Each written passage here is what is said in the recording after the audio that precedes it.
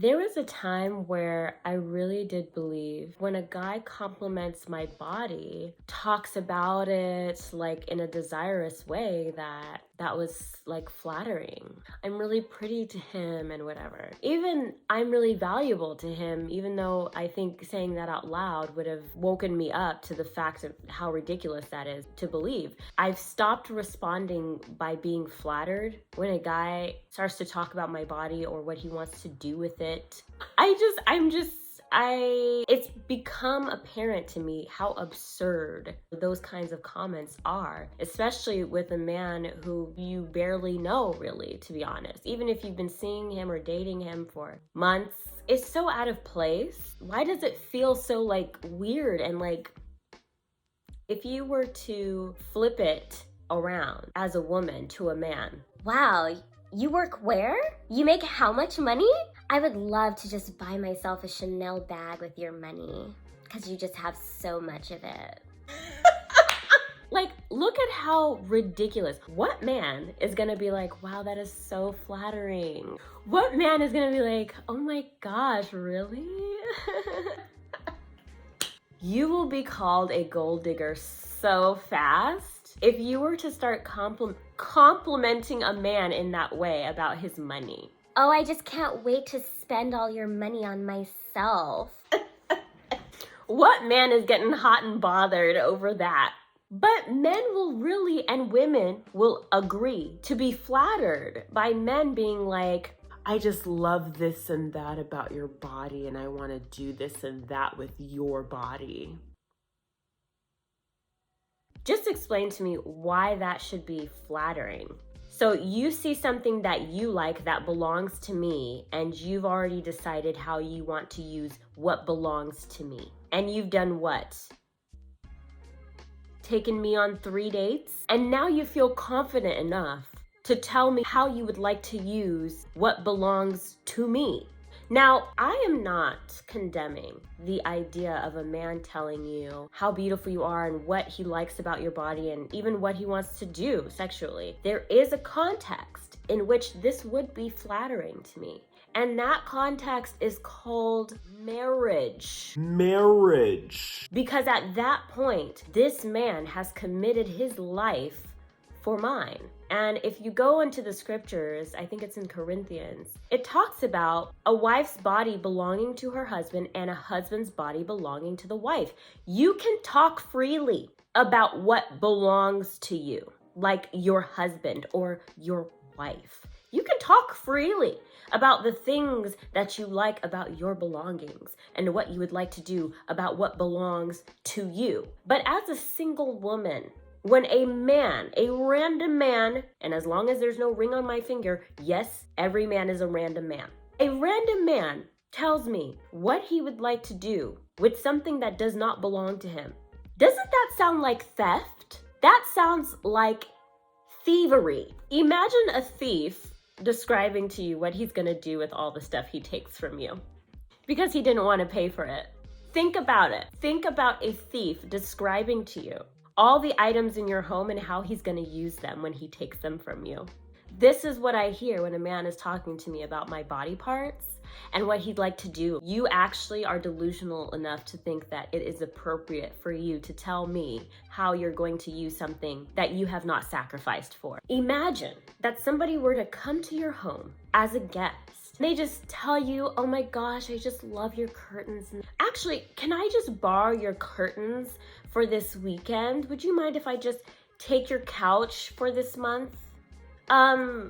Yeah, because those things belong to me. I have sweated and I have cried and I have bled to be able to have these things so that I could enjoy them. If you want these things, you will have to pay for them. This is essentially how I see the dating process with men. They are a guest, a very distant acquaintance. They do not get to tell you what they want to do with your belongings. It took me a while for my conscious mind to catch up with my visceral reaction to hearing these types of compliments, which are not compliments, from men. Because my body was just like, that doesn't make any sense. You don't know me. You've sacrificed nothing for me. You have not devoted yourself to my care, protection, or providence. And yet you believe that it is appropriate for you to tell me how you would like to use my body. And there are women, like I said, I've been there. There are women who are excited and flattered to hear that a man wants to use my body. What man is out here excited to hear that a woman wants to use his money? Now, I know that there are some out there. There are a cohort of men who actually enjoy women spending their money, but the majority of men do not want to feel like piggy banks. They don't want to feel like ATMs. But I'm wondering, why do women rejoice over the idea of being sexual toys for men who don't care about them and who have sacrificed nothing to show them that they care? I don't know if you agree with me. I don't know if you disagree with me. I agree with me. I've concluded that this is my stance. I'm not flattered. And if a man says stuff like that to me, I literally will look at him blank-faced and change the subject. Well, it looks like it's getting late. I think I'm gonna go home. I do not even ask a guy what he does for a living on a first date. I'm asking about, what does he believe in? How does he approach different problems in life? How has he overcome things in his life? What kind of man is he? Does he have substance?